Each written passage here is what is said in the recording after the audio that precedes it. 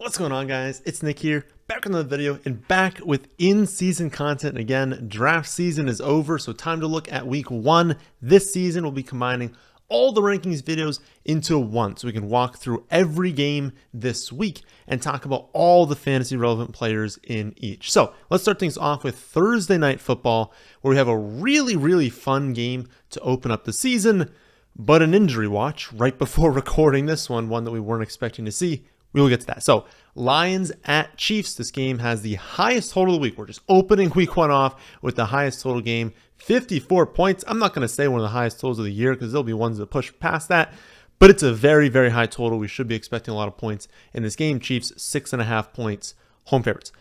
For the Lions, of course, Jameson Williams is suspended. Even when he's not, when he comes back, it's going to be a relatively consolidated offense. And so when you have, a very consolidated offense and you remove one of those players, we're going to get most of the production between St. Brown, Gibbs, Montgomery, and Laporta. Like the vast majority of the volume should be flowing through those players. You're going to have Marvin Jones, Josh Reynolds, Cleve Raymond kind of soaking up the rest, but none of them getting a very good target share. You're obviously not playing those last three unless you're in a 16-team league. Even then, it's week one. You probably don't need to go there. Like if you're in a 32-team league, sure, those are three players you just don't need to be playing. St. Brown and Gibbs, I would say must starts in such an elite game environment, while Montgomery is a quality like mid-range running back 2. Laporta is a tight end 2. I'd feel pretty good about starting David Montgomery at running back 2, maybe in the flex spot, kind of just given how you drafted, what your team is looking like. If you went running back heavy, right, and you took 2 running backs in the first 3 rounds, well, you're not playing Montgomery at running back 2. Now he'd be used in your flex, but either one of those spots, I'd feel pretty good about it. The offense is very good. And again, the general lack of like total players to get this volume is there with Williams out. And so especially the touchdown upside, there's a good chance Montgomery scores a touchdown this week. I like playing him. Laporta, I would say, I feel a little bit more uneasy about. I do think he's going to have a very strong role right from the start in week one. Like I think the target share is going to be there. I think they need him a lot, but I have him ranked as a tight end 17 to start. And I would prefer if maybe you drafted him plus another tight end, like you double dipped late, or you drafted one early and just wanted him as a backup. I'd prefer to be in that scenario and to play the other tight end because he's still a rookie tight end. It's still tough to play a rookie tight end week one because we don't know. I think the role will be there. I kind of prefer to see it first. Jared Goff, fine streaming option, but the game's in Kansas City. I don't have him projected amazingly this week. It's likely if you drafted Goff, you drafted 2 quarterbacks, in which case I'd probably go with the other one in week one. My fear is just that when Detroit gets near the goal line, they're probably going to be a little bit run heavy. And so, especially if they want to, try and keep this game close, they're also probably going to use the running backs a lot. And while they'll be used in the air, it doesn't seem like a game where Goff's going for like 303 touchdowns and he's not going to run it at all as well. So I would prefer a different quarterback over Goff. For the Chiefs, I was going to say Mahomes and Kelce are auto starts every week, and it's still true, but we have Kelce, looks like a hyperextension of the knee, questionable for week one. It just happened. I don't have all the details. We'll know more when you guys are seeing this on Wednesday. We'll obviously know more on Thursday. If he plays, play him. Like, they're not going to put him out there in week one if he's not good to go. So if he's out there, you got to be playing him. If he's not out there, obviously it's going to impact everything. Mahomes still, like, I don't care if like he's out, Kadarius Toney's out, and Sky Moore is out, and MVS is out. Like, I literally don't care if all of that were to happen. It's not going to happen. I just listed off a bunch of players. But the point is, Mahomes with like, a high school receiving core is someone you start every week. Only other players really considering, and this is regardless, honestly, of if Kelce plays or not. Only other players you're truly considering are Sky Moore and Isaiah Pacheco. You would not go to the backup tight ends if Kelce is out. They would rotate in more, but they wouldn't have a high target share. And these backup wide receivers would gain value. Maybe you look to Toney if he ends up being out there. Maybe you look to MVS if, you're in a deeper format and you really need it. But again, we're in week one. I'm going to say that a lot of times. Like, very few players are hurt. Nobody is on bye. You should probably not have to go to teams like wide receiver 3s and 4s. You should be able to stick to wide receiver 1s and 2s. And so regardless of the status of Kelce. I think Sky Moore and Pacheco are interesting as, the number one at their position. Right now, assuming Kelce is fully healthy, I have Moore projected as a wide receiver 29, Pacheco running back 28. So, it really at that point depends what you have. You have 3 top 20 wide receivers, you're not playing Sky Moore. If you have 3, top 25 running backs, you're not playing Pacheco. So it kind of depends in that range. They're kind of on the cusp there, but it's a good game environment. And so if there's someone you needed to play, I'd be fine with both them. And they would both increase in value if Kelce's out, because Kelce accounts for a lot of the touchdowns and targets, right? They would just have like a higher touchdown expectation, a higher touch expectation, so they become stronger plays. And I would say start both them if he's out. And again, all those other plays, I don't think they would just spread the ball around a little bit more. The top options would be better, but I just would not go to secondary options on Kansas City, and I would leave everyone else on the bench for the running backs. I don't think you're playing McKinnon this week, and you're not playing CEH. Sunday games kick off with Texans at Ravens. This game has a 43.5 point total. Ravens 10-point home favorites. I believe that's the largest favorite of week 1. For the Texans, there's not a lot to love. I don't trust the target distribution enough to recommend any pass catcher, including Dalton Schultz. Schultz is probably the closest to a start. He's a tight end 15. But I have a similar take on him as Laporta. I just want to see it this first week. It's all projection based. We have no idea what the target share is going to be for the Houston passing offense. And so since you also probably took 2 tight ends if you drafted Schultz, I would just prefer it if you felt a little bit better about that other tight end, because I honestly, he could have an 8% target share. It could be 17%. I just don't know. And it's also not a good spot. At Baltimore, Baltimore's a good defense. They're not going to score many points. There's going to be much better spots for Schultz. I wouldn't draft him, or I wouldn't start him this week. I didn't really draft him that much either. I would say the best play in the Texans is Dameon Pierce, but it's not really a good spot for him. I love Pierce this season. He's going to have a lot of really good games. This just isn't the spot I really want to be attacking. Baltimore has a really strong run defense. The Texans are 10-point road underdogs. I currently have the Texans projected for 1.73 total offensive touchdowns.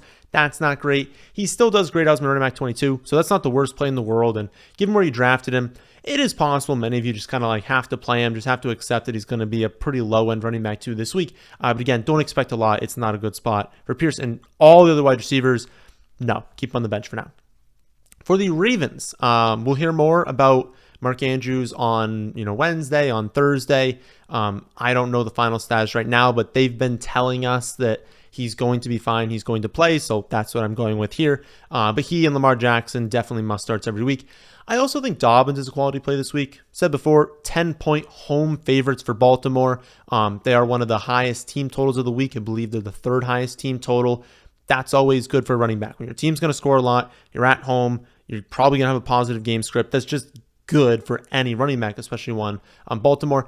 He also hits Texans defense, who will be better this season. Texans have an improved defense, but they were ripped apart in the ground last season. That's probably the area you want to attack them in. So it's a good spot for Dobbins. I think you're playing him at running back 2. Behind him, though, it's a little tough. I like this wide receiver core, right? I like Flowers, Bateman, Odell in that order. But even Flowers I have this week as a wide receiver 35, because we don't know 100% what the target shares are going to be. They're probably going to win this game by a good amount, so they shouldn't need to air it out as much. And again, you probably want to attack the Texans on the ground. So ideally, you'll wait a week before playing Ravens players or Ravens wide receivers, but that's also probably the case. It's pretty unlikely that you drafted Zay Flowers to be the first one you picked. You probably didn't draft him to be your wide receiver 2 or your flex. You probably already had that kind of filled, and so I keep him on the bench. Wait a week. Again, it's week 1. There's no buys. There's no injuries yet, and he's my wide receiver 35. You probably have better options than that. Panthers at Falcons is up next. This game has a low 39.5 point total. Falcons 3.5 point home favorites. For the Panthers, it's Miles Sanders or bust. Play him if he's good to go. I haven't received the final report there, but I'm expecting him to be good to go this week. If he's out, no one. Really, I just wouldn't start anyone on the Panthers, which you can't say about very many teams. Most teams have someone you can play, but if you're not playing Miles Sanders, I wouldn't go anyone else. There will probably be weeks where we can start Thielen, start Mingo, maybe Hayden Hurst. It's week 1. We're not starting any of them. For the Falcons, Bijan and Drake London are, I would say, must starts. Bijan obviously is. I think Drake London's also must start for me. Pitts probably is as well, because if you took Pitts, you probably didn't also draft another like top 7 tight end.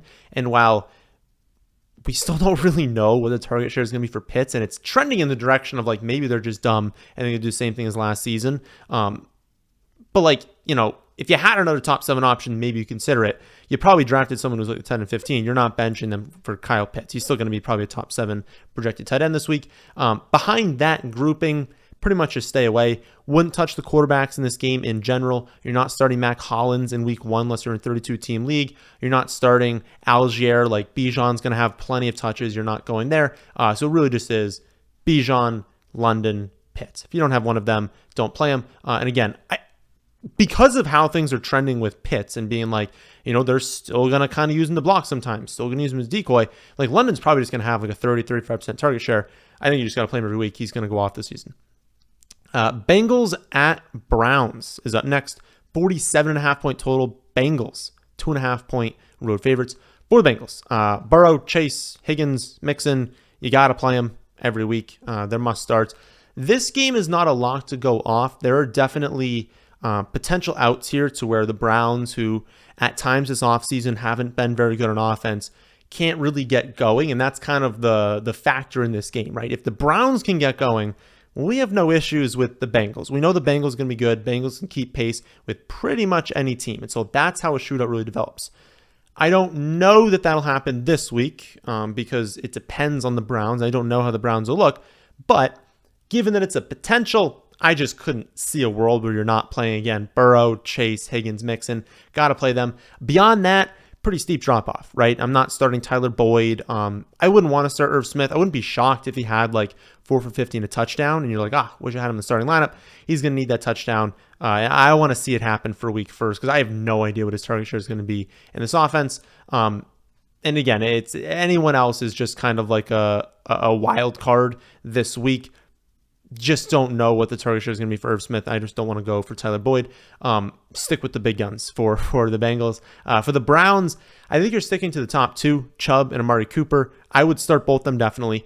And then at tight end, I would play Njoku. He's kind of on the edge of what you did at tight end. Like, did you draft multiple? In which case, do you have someone with a better matchup?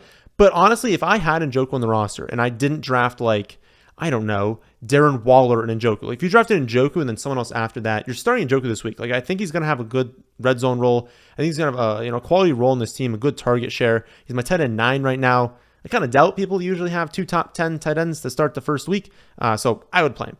The real question here is Deshaun Watson and Elijah Moore. Watson right now is my quarterback 14. Moore is my wide receiver 39. So they're a little bit on the outside looking in if you're in a 10 or a 12 team league. You could definitely start both of them.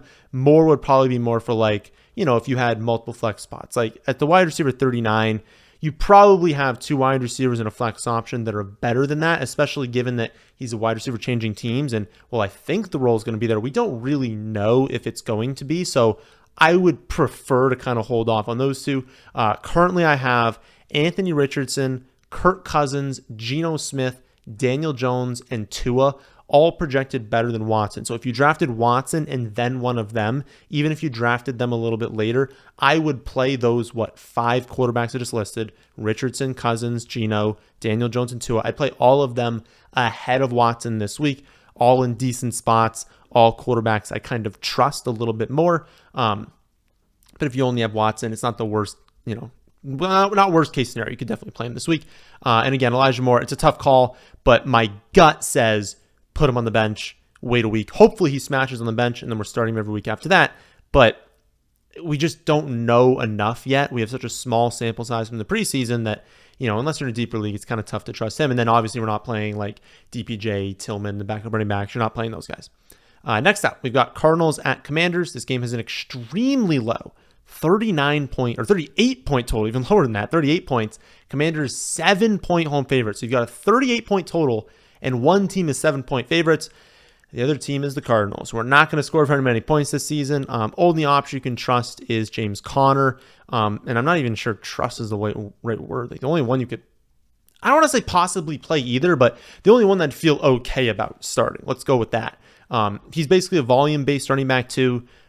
It's not, it's not a horrific spot because he has so much volume. Like, what else are they going to do? Basically, like, they kind of have to give him 15 to 17 touches. And even if you average like 3 yards per carry, you're getting something on the ground. You have a chance to score. He'll have some reception. So even if like he ends up being horribly inefficient, he'll get you some points and he's got an okay chance of scoring.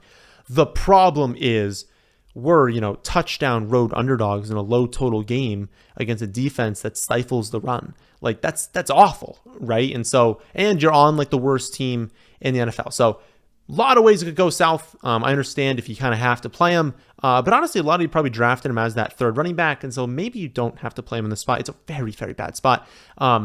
The only other option really is Marquise Brown, wide receiver 38 right now. So right next to like Elijah Moore, that same thing where it's like, you probably have someone else you could play. I'd prefer not to play him. We really have no idea how good Clayton Tooney is. But my guess is he's not very good. And so it's an offense you want to largely avoid. I'd probably stick to just James Conner. And if you can, no one. For the Commanders, good spot for the running backs, right? Touchdown, home favorites. Although they're not immune to like the game environment, right? You still want touchdown home favorites in a high total game, not a game with a 38-point total. They're still only projected to score 22.5 points. That's still not that crazy of a number. You could still only score 2 offensive touchdowns for the Commanders there. I'm not expecting, them to win 30-10, right? I mean, it's probably going to be closer, like, 21 to 24 points for the Commanders, in which case it's not a guarantee that both running backs have a good game. Could certainly happen, right? They could score over 30 because Arizona could just be complete trash, go 3 and out multiple times, and it's just easy for the Commanders to score points. But the odds are, the game script will be the Commanders get up pretty easy. They're able to take their foot off the gas because they have 2 quality running backs. They, have a decent offense. They don't need to be aggressive. They don't need to push the ball downfield, especially with Terry McLaurin a little bit banged up. And so, decent spot, again, for Gibson and Brian Robinson, though the exact role is a little bit unknown. Could it be a 50-50 split? Is Brian Robinson getting 60% but more early down? Are they both getting third downs? We actually don't really know yet, so we're going to learn a lot in week 1 as far as that situation. I'll just say this, given the game environment, given that they're both going to have at least a decent role, I think they're both viable as low-end running back 2s, maybe in half PPR scoring, putting them both in the flex spot, I guess preferably second flex spot. By no means must plays, but if you had to play one of them, you waited for running back for a while, you have to play running back 2, again, touchdown home favorites. Good spot, good offense, decent upside this week, and it's not like the Cardinals have a defense we're really fearing. For the wide receivers, all depends on McLaurin, right? If McLaurin's out, Dotson is an auto start. I don't care who you drafted. Find a way to get Jahan Dotson in your starting lineup if McLaurin is out. If McLaurin plays, I actually have Dotson projected. I'm projecting that right now. Dotson projected a little bit better than Terry McLaurin. Both would be very strong plays in the flex. Ones with low floors, given what we talked about before. Maybe Washington just leans really run heavy because they can easily win the ball or win the game and just control the clock. Why not run a ton? But yeah, both really good plays in the flex. My lean would be Jahan Dotson. If you're streaming quarterback, Sam Howell grades out pretty well. Quarterback 16, decent option this week. But again, he has that issue that like Arizona's unlikely to really push Washington. And so if the game were close, Washington could score into the 30s and you'd have a really good game from Sam Howell. I don't think they're capable of Arizona. And so I have him projected to score 2 touchdowns. Not bad, a few points on the ground as well because he's going to run it. But it's week 1. You probably didn't draft him to be the starter, and you probably don't need to go there unless you're in a Superflex league. Titans at Saints is up next. 41-point total. Saints 3-point home favorites. For the Titans, Derrick Henry, auto start every week. Got to play him. Hopkins becomes a stronger play if Burks is out. Right now, I'm projecting Burks to play. Assuming he does play, Titans have a pretty trash offensive line, and they're going to be playing in New Orleans. That's a very difficult place to play. So I'm not expecting them to be like comfortable in the pocket, throwing the ball deep downfield. Like I'm expecting a number of sacks for the Saints, and I'm just not expecting Tannehill to look comfortable throwing the ball this week. I'm not expecting them to be terrible, right? Because Burks and Hopkins is still a really good duo, and obviously Derrick Henry is very, very talented, and Tannehill's been really good at times as well. So I don't think they're going to just like fall on their face, but I think like volume-wise and efficiency-wise and game environment-wise, Hopkins grades out fine. Burks, coming off a knee injury, probably just don't need to be playing him this week. And then Chig is fine if you have to go there, but he's my tight end 21 right now, given the matchup. There are definitely better plays in Chig Okonkwo this week. On the Saints side, only Olave is a must-start. Jamal, a lot of people will consider a must-start. I think it's close. It's just tough that it's such a brutal spot, right? So Kamara's suspended. Kendre Miller's a hamstring injury. I don't think Kendre's going to play. Obviously, if Kendre plays, it's a downgrade to Jamal Williams. But I projected both Kamara and Kendre to be out. Even doing that, just given how difficult of a spot this is. I know he's a home favorite. I know he's going to get a ton of touches. But Tennessee always has an amazing run defense. Jamal Williams is not an efficient player. He is not going to catch many passes. And so I know the volume will be there on the ground. But it could certainly turn into a situation like with James Conner. It's like, yeah, you have a billion touches, but Jamal will probably have fewer than Conner through the air. And if you don't score, we could easily see, 16, 17 carries for 50 yards, no touchdown, one catch for 7 yards. And you're like, oh, yeah, maybe I didn't need to play that. So that's kind of the issue with him. But again, I mean, he grades out pretty well. He's running back 17 right now. I projected him for very bad yards per carry, yards per reception. The volume's going to be pretty decent. So if you got to play him, play him. Beyond those two, Michael Thomas, Shaheed, both bench plays. I'd keep him on the bench. Both project outside my top 45. The offense is a little bit unknown behind Olave, and especially with Michael Thomas. Like, we've gotten reports that Michael Thomas looks great. Reports he looks terrible, right? It kind of just depends on the day. It depends on the route. People have been saying it's like, yeah, he runs a fantastic route, and then he runs some that he can't get open against, people who are going to get cut. So we have no idea how Thomas is going to look. Watch the game, see what happens. Hopefully you drafted him, he looks good, and then you can play him the next week. But I would not play him. And Shaheed, good deep threat, good underdog. Right now in week 1, you're not playing him. Then Jawan. Jawan grades out as a pretty solid streaming option for tight end if you need him. Just understand that, he's not going to go out there and have 10 per 100, right? You need him to score, as with any tight end streamer, but you do need Juwan Johnson to score a touchdown. If he's not scoring, he's probably only catching 3 or 4 balls. Maybe that goes for 50 yards. And maybe 4 for 50 is totally fine at tight end. But understand that it's not going to be amazing if he doesn't score. And then neither quarterback rank inside the top 20, so you can avoid them unless you're in a Superflex league. Jaguars at Colts up next. This is a game that I'm excited to watch because, for a number of reasons, but 45-point total is kind of average. Jaguars only 3.5-point road favorite. So road favorite meaning they're close to a touchdown better than the Colts. But think about this Colts offense, right? JT's not playing. You've got a rookie quarterback that was up and down in the preseason, but was incredibly inaccurate in the preseason.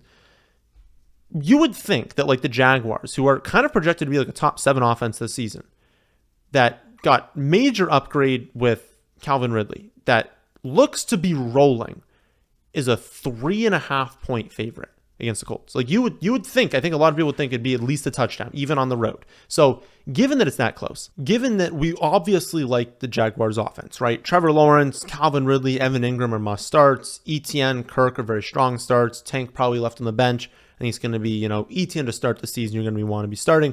We like all these players, very explosive. They're going up against a Colts team. It's on the road. It's a solid Colts defense, so it's not a good matchup. But the game has sneaky upside because everyone thinks it's going to be a blowout, but it's a 3.5-point total. The Colts led the league in preseason in no huddle rate. They could play really fast. If they, hit for a few big plays, let's say Alec Pierce gets deep. Let's say, a tertiary receiver gets deep. Let's say that Anthony Richardson scores a 40-yard touchdown. Things like that can really just get points on the board quickly, can get the Jaguars back on the field. This can turn into a high-scoring game, absolutely. The problem is the opposite's true. If Anthony Richardson is inaccurate in this game, if the Jaguars get up quick, we have a number of just 3-and-outs, very fast 3-and-outs too for the Colts. Jacksonville could gain a lead. Colts could never catch up. And this game could turn into a dud because Jacksonville could also easily, when they get up big, can just run the ball effectively, drain the clock, be efficient on offense, and just get out of there with an easy dub, right? But because that other side exists is why I'm excited about this game. We just need the Colts to do something. So if you're playing DFS or something like that, when you're stacking a game like this, you obviously want to have Colts players because if Richardson goes off, Pierce hits deep, this game's going to get going, right?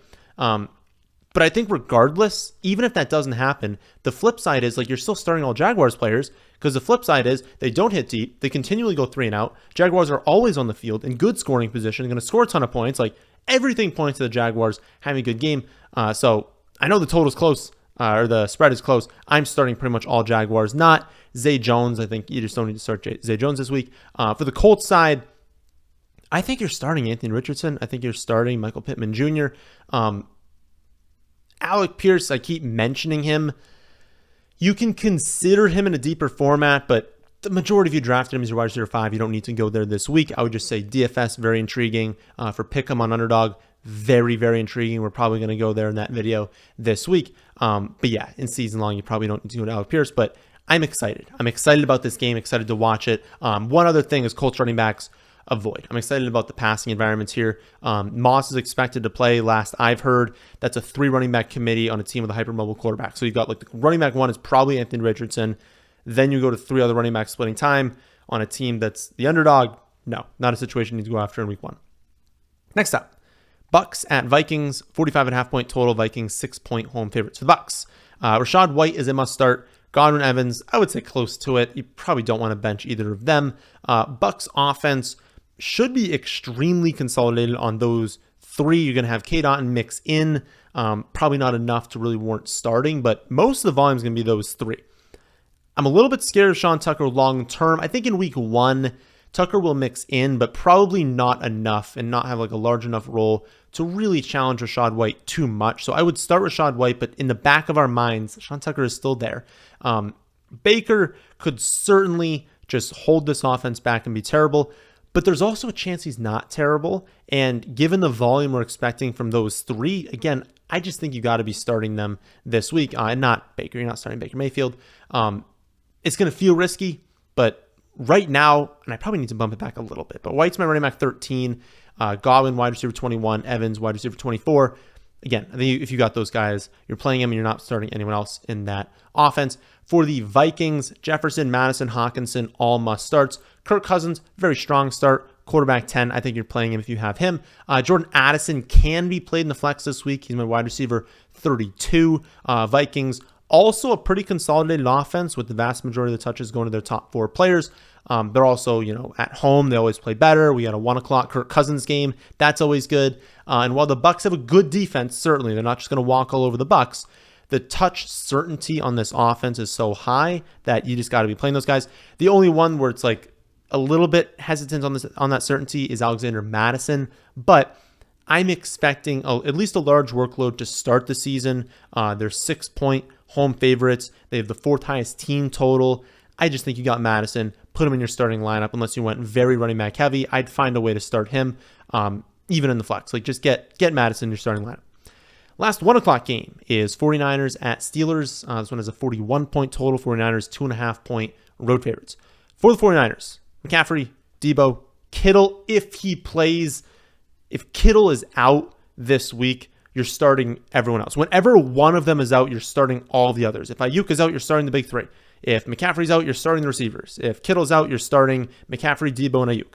If all of them are there, it's McCaffrey, Debo, Kittle. Then Ayuk kind of becomes like a flex play, someone you don't need to play, but who's going to have a stable enough workload. The one thing with Ayuk is basically if you need him to produce, let's say you're like a 15-point underdog this week, you probably don't want to play Brandon Ayuk because he's probably at best going to get like 6 for 80 and a touchdown, and which is good, but he doesn't have that like nuke upside. If you really need pure upside in the flex spot, that's not Brandon Ayuk.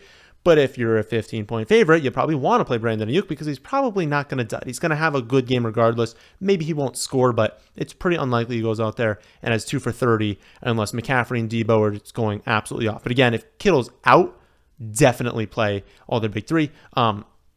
One thing here is think about these offenses, right? The 49ers are a good offense. The Steelers are a good offense. But this game has a 41-point total. That should tell us something, right? We need to respect the 49ers and Steelers defense. And so this isn't just, ooh, here's 2 good teams, play everyone. Both of these teams have good defenses. We probably shouldn't go overboard in this game. It's probably not a game that's going to be back and forth, super high scoring. So again, Depends on Kittle, but I probably would start most of the 49ers, not Brock Purdy. I would say that more plays into effect with the Steelers side because also San Fran does have the stronger defense. For the Steelers, I think you're starting Najee Harris. His week 1 volume should be incredibly strong. I think that Jaylen Warren will eventually really challenge him for those touches. In week 1, I think they're still going to stick with Najee. I would play him even in a brutal spot. But everyone else is tough. I mean, you're not starting Jaylen Warren. You're not starting Pickett in this environment. Maybe you could play Deontay and Pickens, but they're my wide receivers 37 and 42. Flex viable, but preferably your second flex, preferably not playing them at all. It's just 49ers have such a good defense. There's a number of players the Steelers are going to spread the ball around to that I just don't feel confident in Deontay or Pickens this week. Pat, my tight end 10 right now, tied for tight end 10. Fine, if he's your only tight end, don't figure out something on free agency, just play him. If you drafted another one, unless it was Jawan Johnson, honestly, like I probably would just stick with Pat Freiermuth this week. It's a brutal spot. Don't expect much from him, but like I wouldn't drop someone just to figure out, a tight end that might project for like 0.3 points more. Just play Pat. And both quarterbacks project outside the top 20. Only play them in Superflex. 4 o'clock games kick off with Packers at Bears, 43-point total. Bears 1-point home favorites. For the Packers, Fields always a must start. I don't care what the matchup is. He just has 40-point upside every week. Got to play him. And I would say DJ Moore is close to a must start, just given how strong of a target share he's projected to have. It's tough in this spot because I worry about plays in this game. Chicago has no problem running the ball, bleeding the clock, especially if they're winning. They're going to run it, get that play clock down to 0, play slow, and that's not going to be great. And Green Bay has the same mentality. And so if this game stays close, both sides are not afraid to continue running it, continue having that clock drip and drip and drip, get into the fourth quarter and see who can win in the fourth. And that could lead to a game where we have like 55 plays from each team, and a lot of those plays are run plays. So not great for the passing numbers. Overall, again, I think you're starting DJ Moore and you're definitely starting Christian Watson. They just have too much upside or too good of players to leave on your bench. I think you have to play them. But I would bench all other pass catchers in this game. One caveat is if Romeo Doubs is out, I have a little interest in Jaden Reed and especially Luke Musgrave if you kind of waited for tight end and you wanted to start him. But I would say both of them are better on DraftKings, both better for Underdog Pick'em. Not as much in season long unless you're in like a 14 or 16 team league. As for the running backs, I'd play Aaron Jones. I think both Khalil Herbert and A.J. Dillon are fine as low end running back 2s. I wouldn't be like totally against playing them. Maybe better in like the second flex spot. But Herbert's my running back 28. A.J. Dillon running back 34. So, again, very low end 2s, better in that second flex spot. And I would say just given where you had to draft them, you probably don't have to play them, and so I probably just wouldn't. Let's just see how these offenses look. Let's see how this running back split is for Chicago. Let's see how the Packers look under Jordan Love. I just don't think you need to be like taking fringe players in this game and starting them. DJ Moore, Christian Watson, that's kind of it. Dolphins at Chargers up next. Second highest total game of the week at 51 points. Chargers 3-point home favorites. For the Dolphins, Hill, Waddle, always must starts. You just play them every week. You don't care what the matchup is. I just don't care. Play them always. Tua is my quarterback 12, so good streaming option. Decent play quarterback 1. Depends on what you have. If you drafted 2, like which other one did you draft? Behind that trio, I'm not really touching the wide receivers or tight ends. We have Jeff Wilson out for at least the first 4 weeks. A-Chain should be good to go. I believe Salvon Ahmed should be good to go as well. But again, most of the volume is coming through Tyreek Hill and Waddle. And so you don't really want to go to everyone else. But Mostert's the one play where if we get word later in the week that A-Chain and Ahmed are like not going to have that many touches, and it's mostly going to be Jeff Wilson, I think you're playing him. If we don't get that report, he's going to hover around that like running back 28 to 32 range, and it's going to depend on what you have. He could be a good play. It's just like if you drafted, 2 running backs in the first 5 rounds, you're probably not starting Mostert over them, so then it would depend on your flex. So it'll depend on your lineup. Not an amazing spot as a road underdog, but if the volume is projected to be there for Mostert, if he's going to have, half the carries and like a decent target share, he's proven in the past he can produce in fantasy. It's just going to depend on those reports. We'll see what kind of comes out. For the Chargers, they have the second highest team total of the week, so you're going to want to start a lot of them. Eckler, Herbert, Keenan Allen, I would say are must starts. Mike Williams, close to must start. I'd probably try and get him in your starting lineup. I think that at some point this year, we're going to be using Quentin Johnston as a great flex play. This is not the week. I think that Palmer is going to have a higher snap share than expected in week 1 and even for the first month. And so Johnston's going to, slowly chip away at that, but you're not starting him this week. Stick to the big 4 for the Chargers. I think you're playing all of them. It's a good game environment. Oh, and Everett, fine, but only if you really have to. Volume's not going to project well with all the other players healthy. And then Joshua Kelly's a pure handcuff. I know some of you drafted him. It's just a handcuff. He's going to have touches, but they're not going to be high value touches. He's not going to have a ton of them, enough to be worth starting.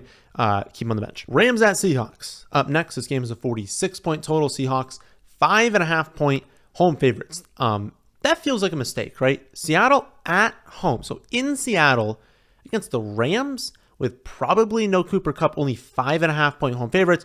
I don't get that one. The Rams are trash without Kupp. I would not be surprised if Seattle won this game 34-10 if Kupp misses. But for the Rams, assuming Kupp is out, Akers is the strongest play, but he's just my running back 26, and I do not feel very good about him in a game that I think the Rams are going to get destroyed in. You're going to want to play Akers in games where LA has a chance of winning, because if they get up, he could have legitimately 25 touches in a game. But Kyron's going to steal snaps regardless, but especially when they get down. And it's not like we're expecting Akers to be a highly efficient running back. We're not expecting LA to score a ton of points. And so I don't really think you really want to be playing Akers this week, but some you kind of have to. Only other viable play is Van Jefferson. I like Puka for cheap on DK. But for season-long leagues, you don't need to be starting him. Van Jefferson still is only my wide receiver 36, though. So if you're like me and you drafted Cooper Kupp, and then you risked it with some other players as well, and you have to play Van, I think it's fine because he's a wide receiver 1. They're going to be down. They're going to have to throw it. He could have a good week. But most of you, and especially those who didn't draft Cooper Kupp, you probably don't need to play the wide receiver 36. So unless you were in a situation like me where you looked at Cooper Kupp's ADP, you grabbed him in the 3rd round just to take a chance. You also drafted, like me, JSN, who might not play this week. We're going to get to in a second. If that's your scenario, I'm probably going to have to play Van in my second flex spot. That's what I'd want to be in. If you didn't do those things, everyone on your team is healthy and playing, you probably just don't need to play Van Jefferson this week, and don't go to the secondary receivers. I think Higbee would also be fine if you want to bet on more targets flowing his way. He's a tight end. If a tight end scores a touchdown, that's fine. I would say he's a low-end option, but totally fine starting Higbee if you wanted to. For the Seahawks, I'm assuming JSN's going to miss. So I'll do this breakdown assuming that. If JSN plays, it's just a slight downgrade to everyone, but you're still starting Metcalf, and you're probably still starting Lockett, but then Lockett and JSN would be closer to flex plays if that happened. But if JSN's out, you're starting Metcalf, you're starting Ken Walker, you're starting Tyler Lockett, and I would say you're starting Geno Smith as well. I think you're starting Geno Smith regardless. Rams have a trash defense. Again, JSN expected to miss. We would just go back to the old days of Metcalf and Lockett, and they're both really good plays. You got to be playing them every week. And then I think Ken Walker is a must start. I don't love him long term because I think Charbonnet is good. I think McIntosh is good, but I think they're going to destroy the Rams at home. This is a phenomenal spot for Ken Walker, and I think long term it's more Charbonnet, McIntosh. As we get into the middle and later portion of the season, I think in week 1, I would expect Ken Walker to still have a strong workload that even if he didn't catch a pass, I think he'd have 100 and scored, and so I think you're playing him if you got him. Eagles at Patriots up next. 45-point total. Eagles 4-point road favorites. For the Eagles, Hurts, A.J. Brown, Devonta Smith, Dallas Goedert, all must starts this week. No one else really needs to be played on that side of the ball. These 4 are going to soak up the vast majority of the bankable volume on this offense, and each one of them comes with an elite ceiling and floor. It's a great combo there. Both are a little bit less this week because at New England, say what you want about the Patriots being trash this year, at New England is just historically a horrific place to play, especially in week 1 with extra time to prepare. So I couldn't see myself benching any of the 4 I just mentioned, but understand that like if they don't have an amazing game, it wasn't a good spot for them to. Run game, I would leave alone. Like I have no idea what the split's going to be.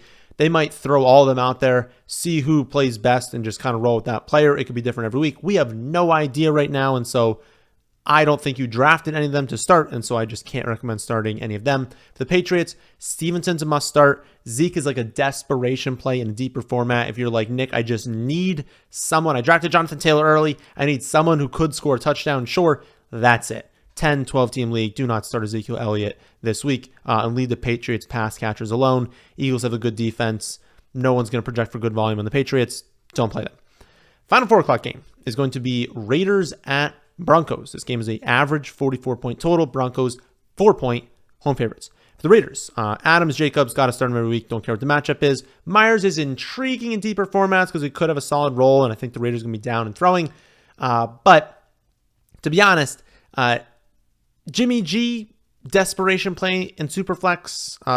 Renfro I don't want. The tight ends aren't going to project for that much volume, and even Myers, I don't know what the volume is going to be, and so you probably don't even need to play him. I really would just stick to the top 2.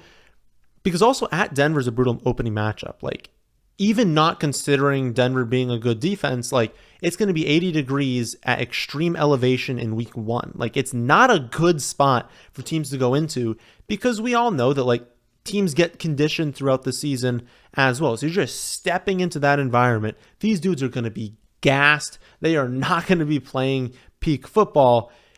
And if they're already fringe plays anyways, Adams, Jacobs, don't do anyone else. For the Broncos, there are honestly no must starts. I would say the closest is Sutton if Jeudy is out. I'm projecting Jeudy out right now, and Sutton's my wide receiver 19. He'd be a very strong play if Jeudy were out. I also have Javonte Williams, my running back 24, so that's pretty decent as well. You're probably playing him at running back 2 or in the flex. Beyond those two, it's tough. I love Marvin Mims, but this is still week 1. He's still a rookie. The volume probably is not high enough for him to ever project as like a top 30 player this week. He could certainly hit because he's a deep threat. He only needs 1 or 2 plays to really make his week. So if you needed to play him in the flex, sure, that's probably all I would do. Russ grades out fine, quarterback 17, but I think Denver might use the running backs a lot in the red zone, especially this week. So I'm not expecting a really big game from Russell Wilson. I've heard kind of reports of like, Sean Payton's just the kind of person who could just want to stick it to a team, right? He want to come out there and make a statement. And so that's the out for Russ, but I don't fully buy it. I think the running backs will be heavily involved. I think they'll score some rushing touchdowns.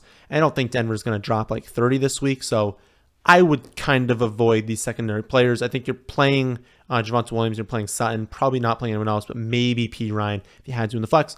And then Dulcich, because Judy's out, they're probably going to have to run more 2 tight end sets. They're probably going to have Dulcich on the field more. But that preseason usage was concerning, right? And so I would be hesitant playing Dulcich. I don't think you drafted him to start. I would stick to Javonte Williams and Courtland Sutton this week. Sunday night game is going to be Cowboys at Giants, 46.5 point total. Cowboys 3.5 point road favorites. For the Cowboys, Pollard and Lamb are must starts. Dak, pretty decent options, a quarterback 15. If he's your only quarterback, just roll with it. Brandon Cooks, decent as like a high upside flex play. I don't think Cooks is ever going to grade out as a super strong play, but I would be comfortable if I had Brandon Cooks in the flex saying I'm okay taking like a 1 point hit on projection to get that upside, because I think Brandon Cooks could have 5 or 100 and 2 touchdowns, whereas other players that might project for like 1 more point on average don't have that in the range of outcomes. So I think Brandon Cooks is just like a very classic flex play, great as your second flex this week. For the Giants, Saquon, Waller, must starts. I think Daniel Jones, honestly, if you have him, also a must start. Daniel Jones looked great in the preseason. Second year in that offense. I think he's going to be good this season. And we just know all the volumes flowing through Saquon and Darren Waller in offense. So you got to be playing them. After that, I'd stay away. I love Hyatt on best ball rosters. Playing him in a redraft league in week 1, you're just praying he hits for that long touchdown. They're going to have a huge rotation at wide receiver. We just don't know what that split's going to be, but it could legitimately be like 10% for all their wide receivers. You're benching all the wide receivers for the Giants this week. Final game of the week is Monday Night Football. Bills at Jets. 46.5 point total. Bills 2.5 point road favorites. For the Bills, Allen, Diggs, must starts. James Cook, fine as a low-end running back 2. Gabe Davis, fine as an upside flex play in a similar mold as Brandon Cooks, but just kind of expand everything. The floor is lower for Gabe, but the ceiling is probably a little bit higher. Unfortunately, this week it's not, because at Jets is a brutal game environment. Like, you don't want to play at Jets. They have a very, very strong defense. I mean, even looking at team totals, like Buffalo scored 27.7 points per game last season. They're projected 24.5 this week, which isn't bad. But again, I think we can all agree that the Jets have a really good defense, and you don't want to be playing at Jets. It's a tough spot. So start Diggs, start Allen, probably start James Cook if you have him. We don't 100% know if the role is going to stick, but it seems like he's going to have a very strong role. Even in a brutal matchup, I probably would play him. And then again, Gabe, you got to be willing to accept 4 points or 3 points from Gabe Davis if you play him. If you're searching for that upside in the flex spot, the hope would be, honestly, that you had a better spot there, a better player. For the Jets, Garrett Wilson obviously is a must start, but he's probably the only must start. I think that Breece Hall is a start. I think you're playing Breece Hall. That's going to depend on reports, right? My assumption right now, and my guess, he'll be the 1A to the 1B for Dalvin Cook, because right now it's not a certainty that Dalvin Cook is like in full game shape, able to carry like 17, 18 touches. If that's the case, Dalvin's going to be probably in the running back 30s kind of range, and you're going to have Breece Hall, a little bit closer to running back 20, and be a good play at running back 2. But the reverse could happen. We could get a report on Friday that says, Dalvin's going to be the 1A. They're going to slowly bring on Breece Hall. Like, we just don't know right now. And so, as with every week, I'm going to adjust the rankings based on the news that comes out. And this is a spot where we just can't know. I don't want to play Aaron Rodgers. I don't want to play the secondary wide receivers. I don't want to play the tight ends. It's Garrett Wilson. It's probably Breece Hall, and it's probably no one else. But again, up till kickoff, like literally even Sunday morning, I'll be looking at the news. I'll be researching. I'll be adjusting the projections. So this is a very good idea of where I'm at right now for all these games, all these players. Things can obviously change as we get more news, as we get these injury situations with Travis Kelce that happened right before I hit record. Things like that will happen, and so I'll adjust the rankings whenever they do. So if you want to see always my most up-to-date take on the projections, on rankings for every scoring format, you can see that on my website, thefantasyfootballadvice.com. That, my friends, is the end of this one. Hope you all enjoy. If you did, how about hitting the like button, and how about subscribing to the channel if you're new here? Thanks for watching.